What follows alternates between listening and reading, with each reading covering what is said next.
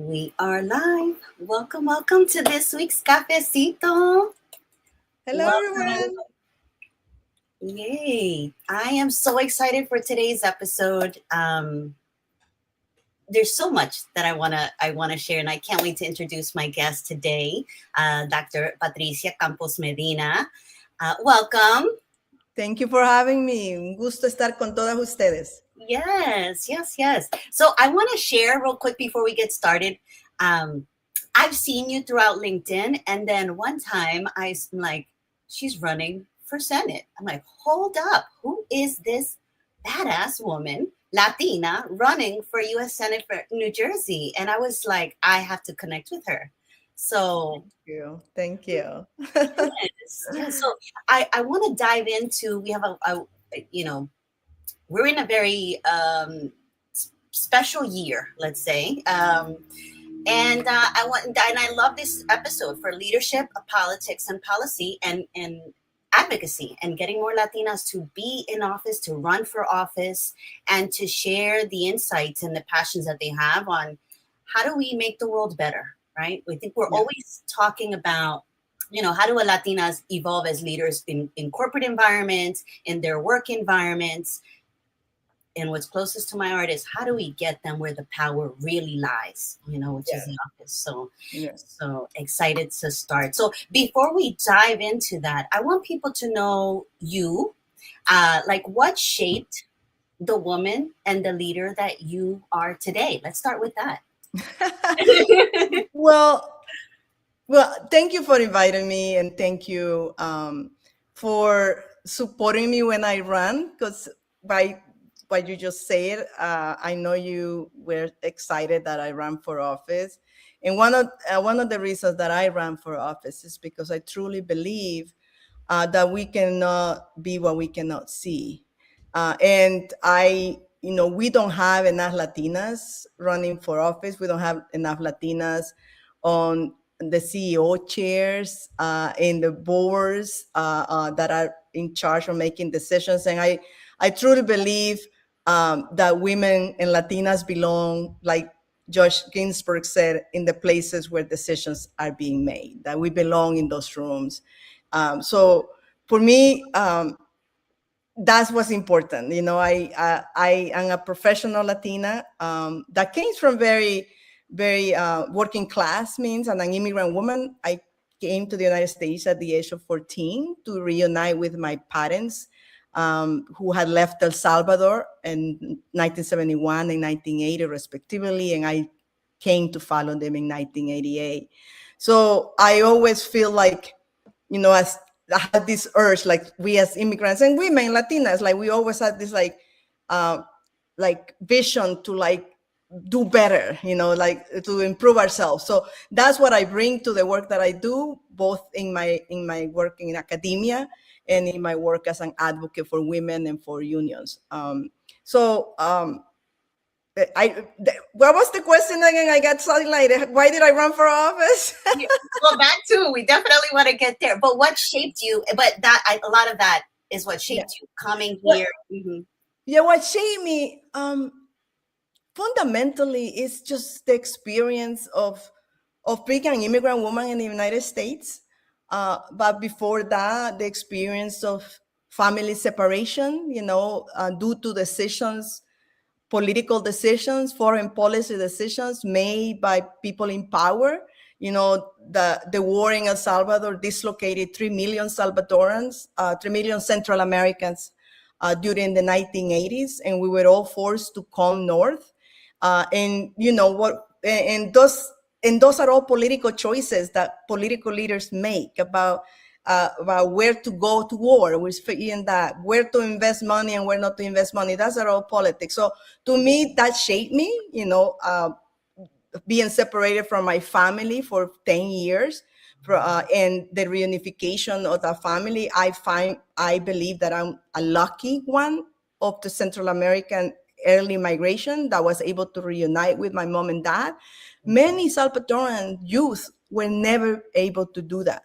And that led to a lot of consequences in our youth that we see today, in many aspects. So I consider myself blessed.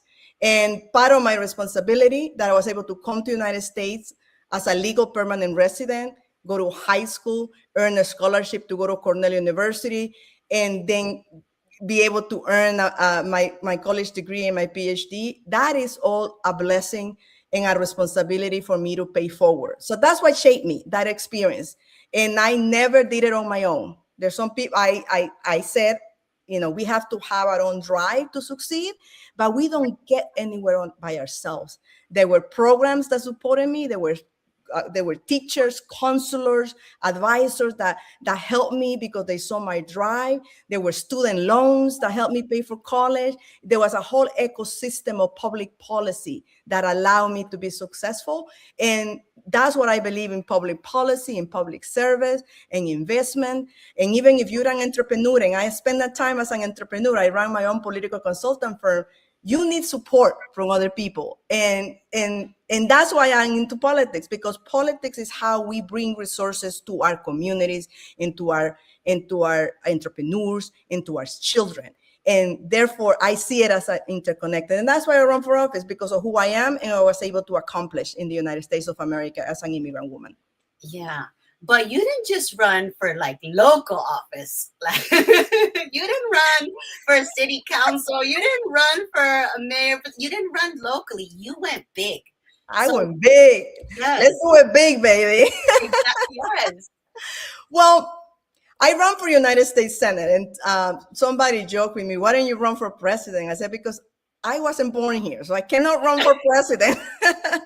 But putting the jokes aside, so I, just like you, when I was right out of college, I was a student organizer in college. So I was an activist supporting workers in union drive. So I was a union organizer, and I joined the labor movement right out of college. And I always found myself being the only woman in places making decisions about contracts, about campaigns, about what we negotiate, what we leave out. And I always felt, why, if we are representing working people, if we're representing immigrant workers, why are there more immigrants and why are there more women in these rooms of power? Because the labor leadership, the labor movement is not any different than corporate America. The people who get to the top are most of the time white males. And women, even if we had enough education to be in the room, we're often not in charge. So when I got to whatever space I got into, I was always figuring out, where are the women, where are the Latinas? Yeah. And one of the things that I did when I got to New Jersey in 2004, to be the director of, at that time, the Hotel and Restaurants Union, was that I joined a group of women, a group of Latinas in New Jersey, that had just created an organization to support Latinas to run for office. Because at that point, and this was early 2000s, there was only one woman in the New Jersey legislature. That was Senator Nilsa Cruz Perez, and it is unacceptable that we are 20% of the population in New Jersey. In the country, we're 25%. In New Jersey, only had 1% of Latina representation. And they all said, and I joined them in that, we are going to change the dynamics of who runs for office in New Jersey. And we found that at that point, the organization was called something else, but it's now called Latina Civic, which is a group of Latina women who are lawyers, who are lobbyists, who are entrepreneurs, who are union activists like I was, to change the landscape. And we said we will support Latinas by training them, by raising money for them, and by helping them run for office. So that was in 2004. And since then, we have done a lot of work. And now in the legislature, we have 7% of Latina representation.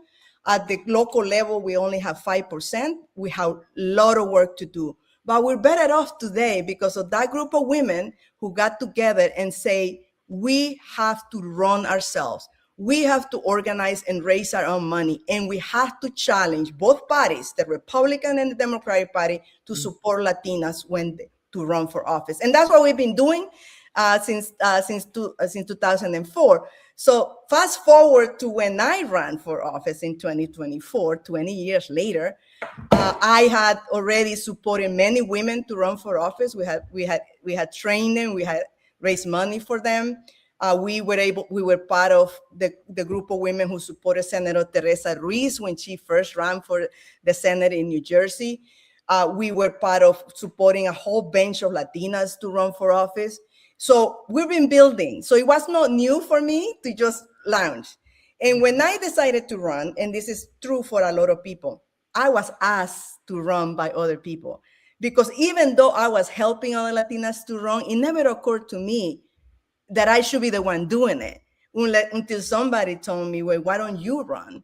And at that point, it was a very difficult decision because Senator Robert Menendez, found himself in political hot waters, and the establishment Democratic Party wanted to replace him. But instead of going to our Latino leadership and saying who's ready to step up, they gave the position to somebody else already anointed. And we Latinas said, and I said Latinas, we are going to challenge the decision of the Democratic Party, and we're going to run somebody for office.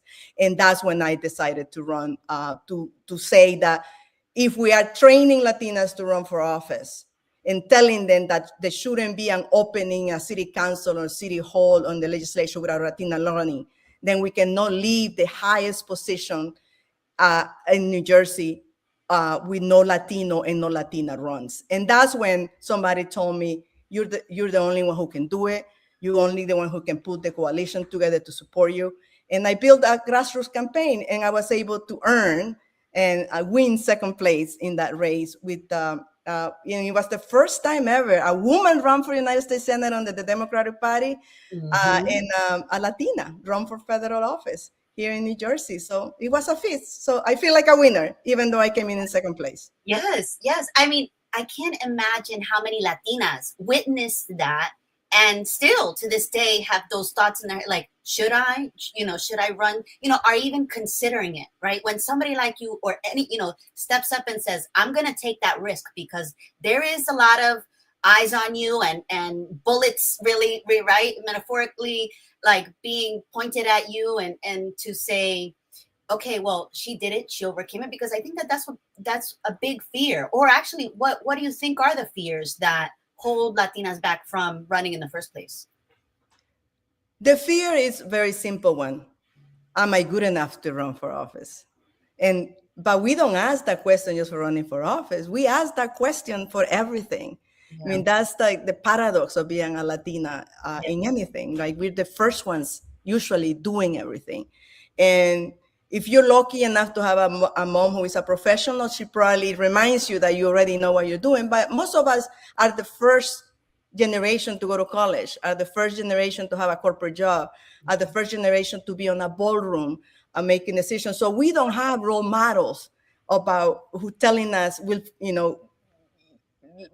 help you do it. So that's why we intentionally, and that's what I like what you did with United Latinas, because we intentionally have to build a network for ourselves to support each other.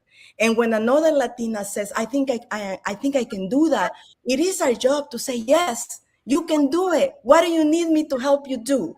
So my job has always been, okay, if you think you can do it, what do you need me to help you do it?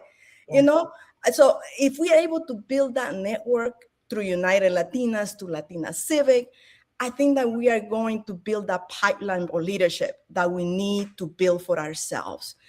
Power, access is not given to you just because you are good at what you do.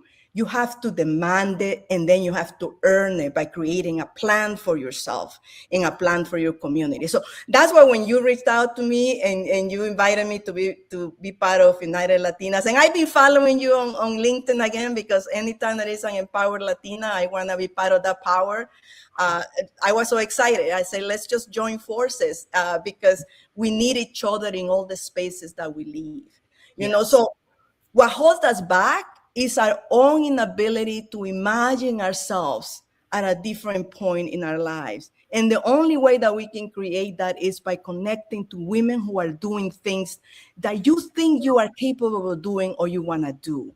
So finding mentors, finding champions, finding role models is essential. And some of those role models, to tell you the truth, are not even other Latinas. It can be a man. A man can be your champion, you know. A member of another community can be your champion. It's just someone who wants to invest in your talent, right? And then you intentionally building that network for yourself. So that's hold us back. The other thing that holds us back is the inability to think about how am I going to raise the money to run for office, right? Most of us are first generation college graduates. That's me. My husband is a first generation Latino.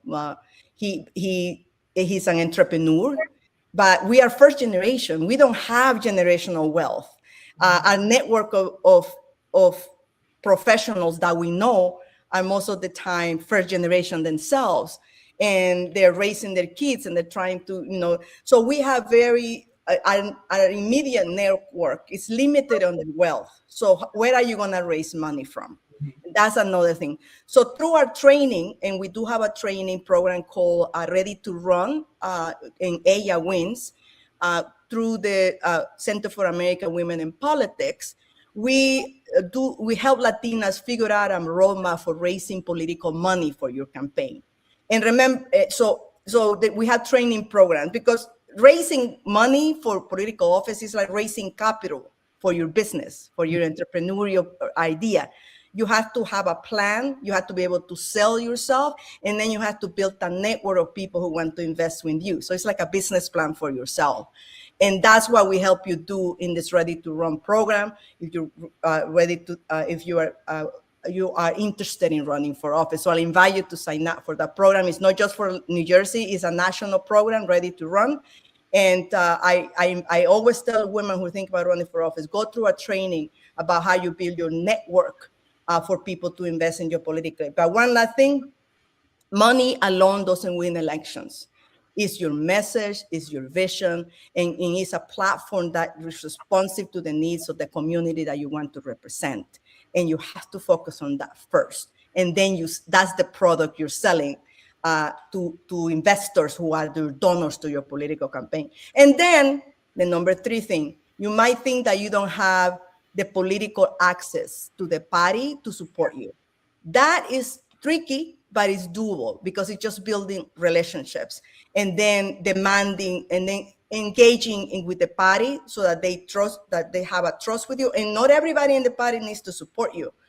There are people align with your ideas and what you're trying to do, and that you need to build relationships. And then you need to step into the leadership role and take a risk.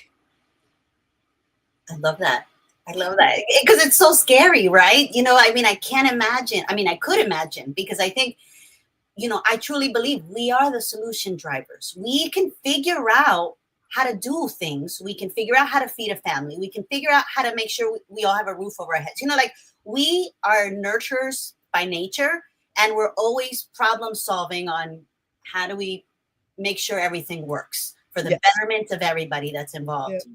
So, which is one of the reasons why I started United Latinas. It was, okay, first of all, we need to activate the entrepreneurship side. Women were putting things on the back burner till their kids were out of school versus thinking that things were possible now, right? And the political advocacy. From the very beginning, it was making sure they're educated on how to vote, making sure they know who their elected officials are, making sure that we are very embedded, into the policies and politics that are happening all around us, because otherwise things are happening to us. Exactly. We are not in the room making those decisions, and we don't want to, be the subject of those things. Shandesa wrote, absolutely, we need other women to champion us and mentor us to dare to do what we dream of doing. Yes, exactly. That's exactly. And we got to do that for each other. We have to, there's the shining theory. Like if another woman is shining, just like be excited about that. Yes. And don't feel like somebody is more successful than me. because tenemos mucha envidia. There's sometimes with envy that is something that happens in our community. Yes. And we need to move beyond that. Yes. And just celebrate each other's accomplishments.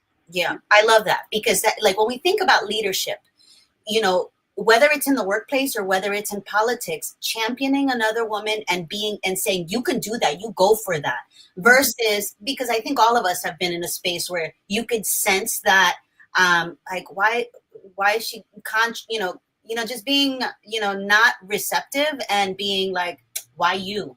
And well, why not you? You know what I mean? Like because you're not stepping up, so somebody's got to step up, right? Yeah, so exactly. Yeah, no, we have to be in that mindset all the time, so if Latinas are running in your state, in your city, wherever, like, it's important that we not just support them because they're Latinas, support your candidates, the ones that you believe in, but advocate for them, and yes, champion their voices, and say, have you heard of Dr. Campos? Have you heard of this person or that person? Because we can't, as all of us are working to move the ball forward for Latinas in leadership and Latinas leading, this is the space, this is the space where it really, really counts and really matters. Yeah, and I think that one of the key components of how you support other women now is that you support the network that supports women. There's a lot of nonprofit organizations or advocacy organizations that are championing Latina leadership. Yeah. We in New Jersey have Latina Civic Action that was specifically created to push for leadership positions for Latinas in public service, that is in government and in politics. But there are other organizations like we're bringing a network of Latinas together to support entrepreneurial opportunities. Latinas are the growing group of entrepreneurs in the United States. Mm-hmm. We create businesses in a higher number, yet we don't have access to enough capital to grow those companies in the numbers that we should. And that access to capital is a political decision that somebody is making. So you might have a great idea, just like I am a professional, I'm a political scientist, I do public policy, I do public research, I'm in the social justice movement, nonprofit movement. Just because I have a great idea doesn't mean that somebody's gonna just give me the money to get it done. I had to go fight for it. I had to go advocate in government for my policies, for my ideas. I had to go build a coalition in philanthropy that invests in my ideas. It's the same thing. I'm being entrepreneurial on the social justice side, in the public sector side. So I'm commenting that because I think that some Latinas who are in the business side of this, and I want you all to be CEOs in corporate America, so you invest in a business. I want you to grow your own company. I think we shouldn't accept those silos, that you're either in the social justice movement or you're in the labor movement or you're in the business, and we don't have the same fight. We had the same fight. We all need capital to invest. And politics ultimately is about who has access to capital and the people who decide how to invest that capital into our communities. Which, if you're an entrepreneur, you first need to figure out that your schools have enough funding, so your kids, or you graduate from a good school, that your university, and you have access to university so you can get your degrees. And then do you have access to small business loans, and so that you can grow your business? All that is public policy. All that is politics. And so if you're a business entrepreneur woman, or you are a university academic like I am, we're all trying to figure out where our resources for our ideas and for improving our community come from. That's politics. So don't separate it. Don't say, I don't do politics, I don't care about politics, I just care about my business. Politics cares about you because there's somebody making choices about what capital you have access to and you don't. So I want us to get in the grid of how do I get that next loan that I need in a way that I can pay it off? Where do I get capital to invest in my ideas? That is all connected to politics. Yeah. Have you ever felt like during that process, like, oh my God, I'm like, I can't, like what were some of the stumbling blocks or those things in the way, that you're like, okay, I have to overcome this hurdle because I'm sure Well, that, I think the biggest obstacle is that we don't know enough people in power that could give us access to the rooms of power. If you ever seen Hamilton and Lin-Manuel's line that say, I want to be in the room where the sausage is made. We don't know enough people who are in the room where the sausage gets made, right? yeah. So you have to proactively build your network to have access to people in that room.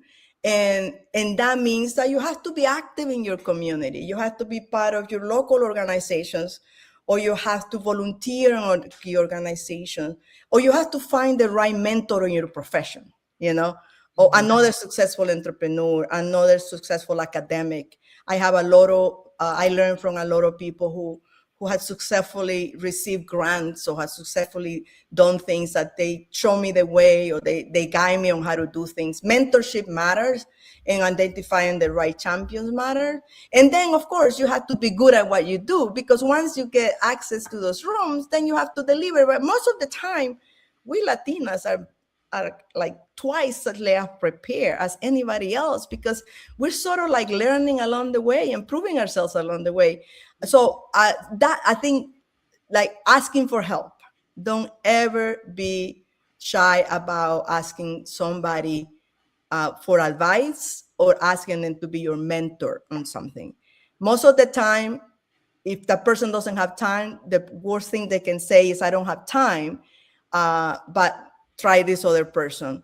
And if they say no, it's no. But you ask. But most of the time, most people do like mentoring other people, because they feel, oh, wow, you think I can be a mentor. So don't be hesitant about asking for help from somebody else.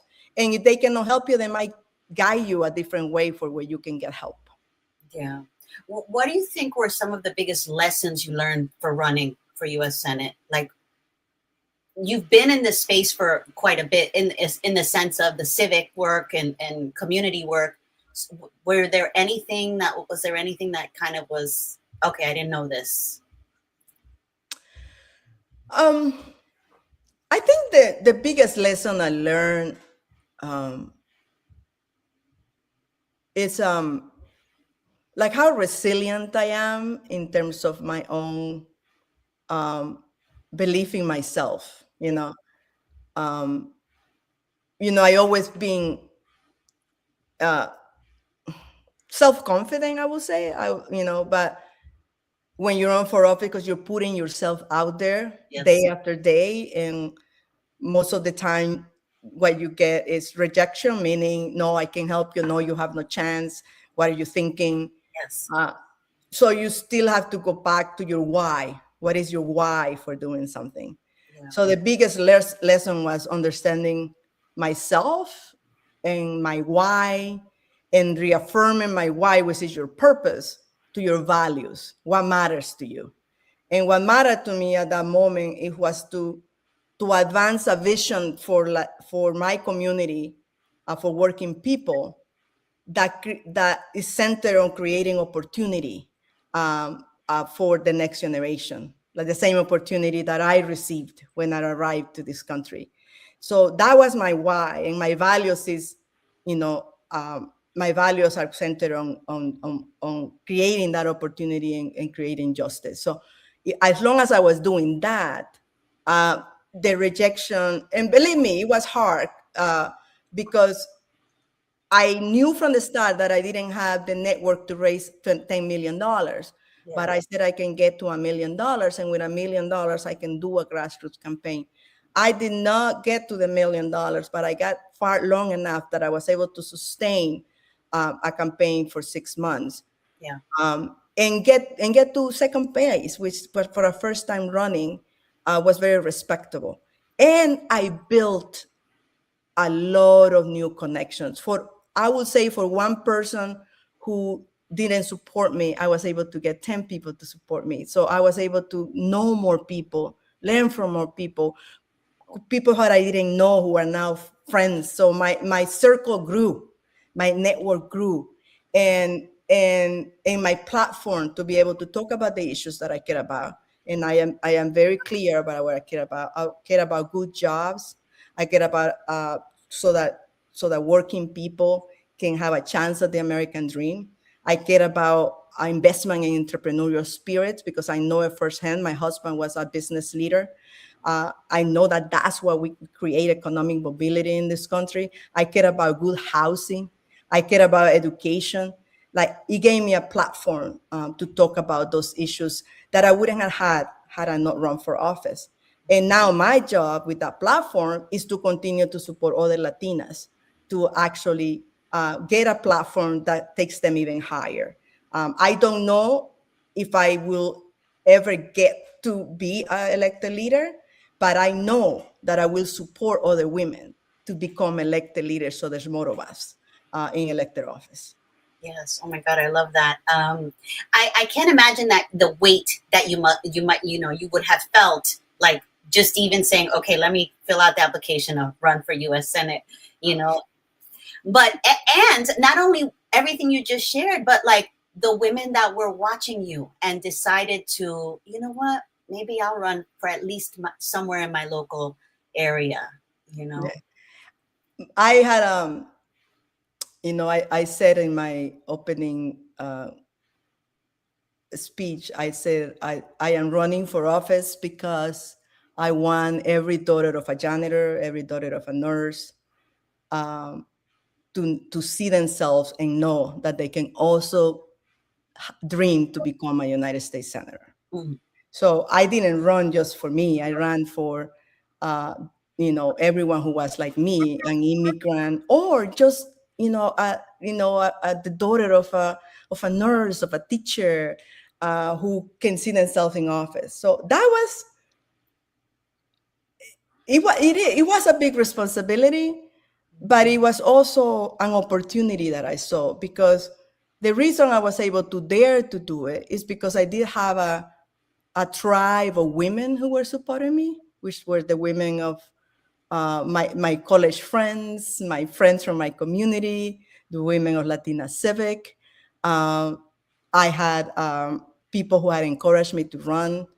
So I had people rooting for me that I could do it. And then I leaned on my union brothers and sisters. I had worked as a political director for several unions. And even though politics is tough, right? Like you asked me earlier, what is the lesson that you learn?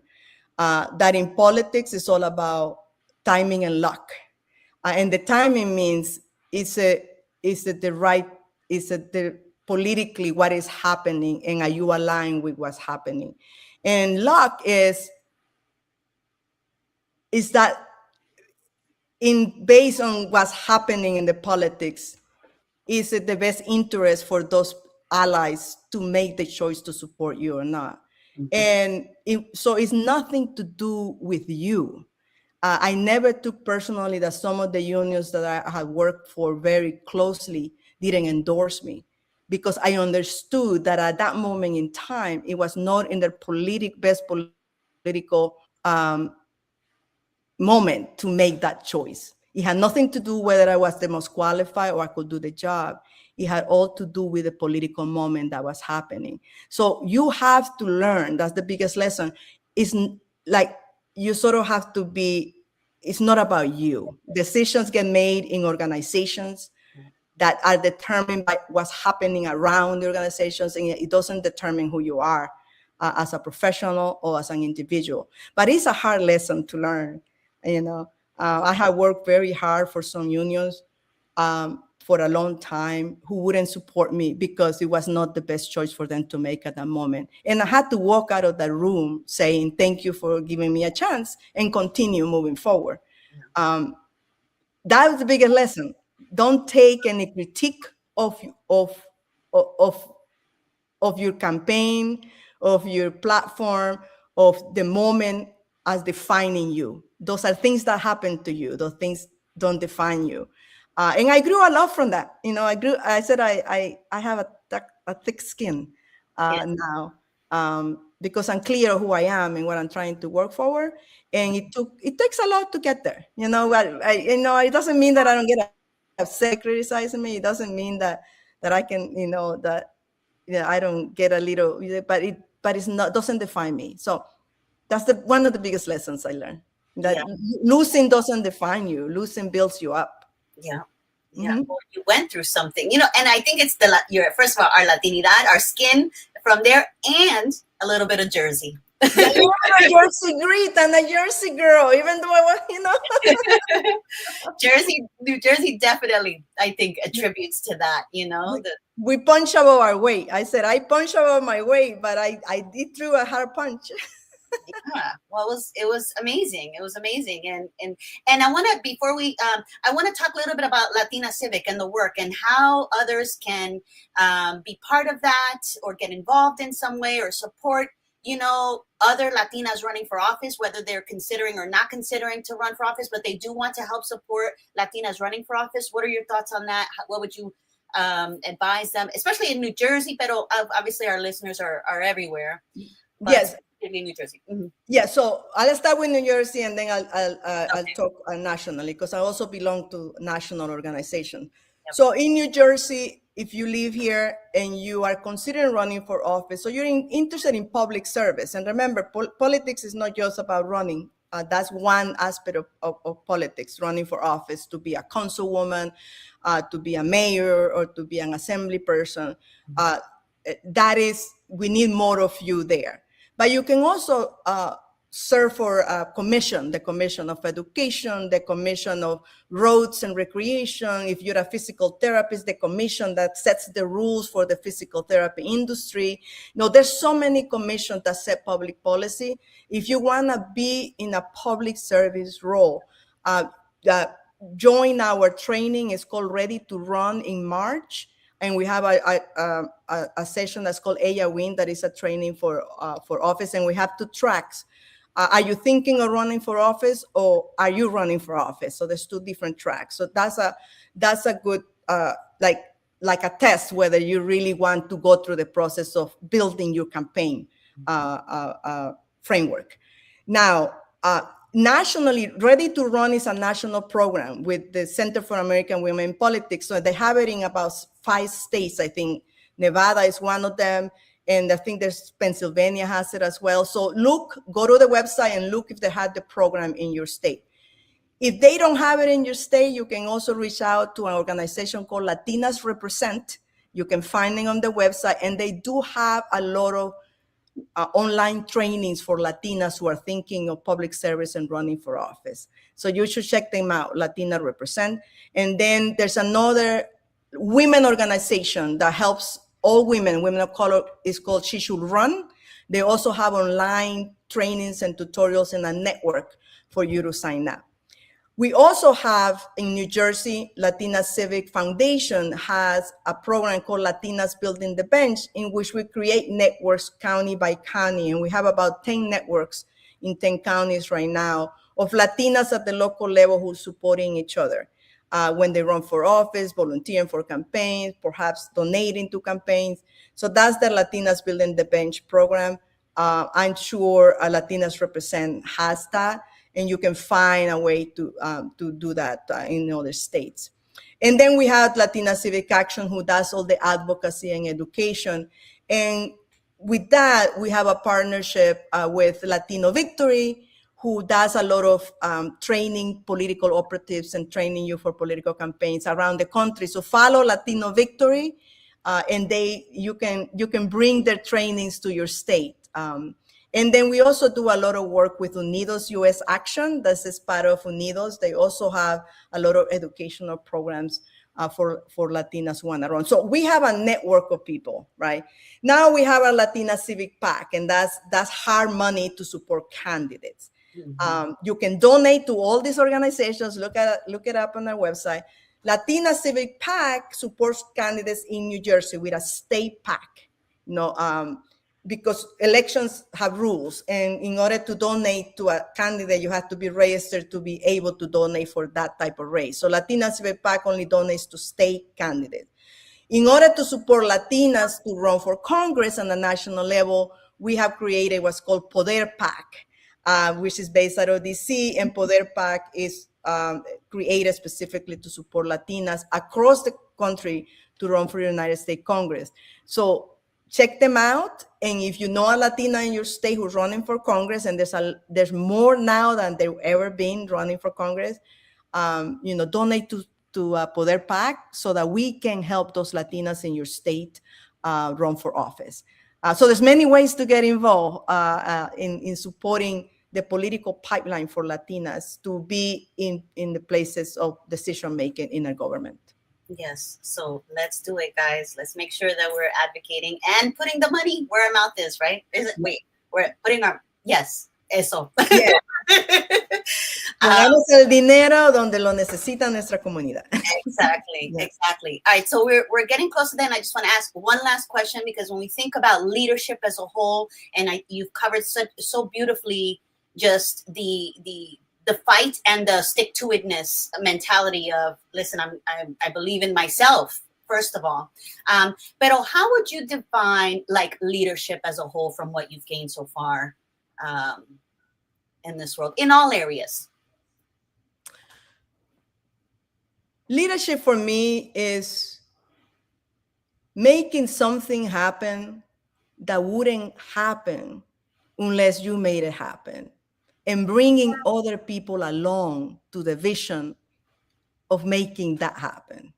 So it's not just about you, it's about having a vision of where you're going, and then having the ability to bring people together towards that vision of what you think should happen for your community. So leadership is not selfish. Leadership is outward looking. As you see a problem, you bring people together to find a solution, and then you make a plan to bring people along to make it happen. So for me, and I think this is why women are so good in politics, our leadership style is more of a communal leadership style. It's about bringing our community along, bringing others along, and that's how we create change. That's leadership for me.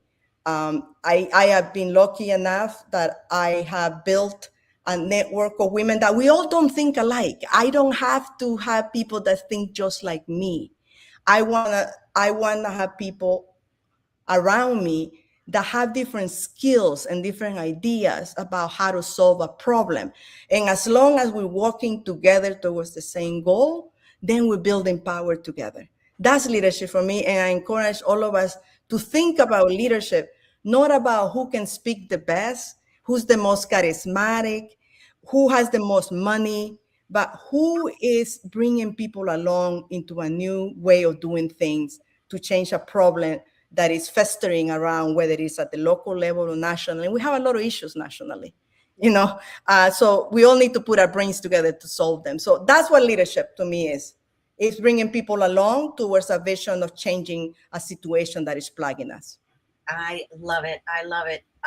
Thank you so much for joining us for today. Is there anything else? I want to make sure that if you want to share anything, but I just want to thank you so much for your time and for your ambition and for your audacity, right? It's infectious and it's exciting.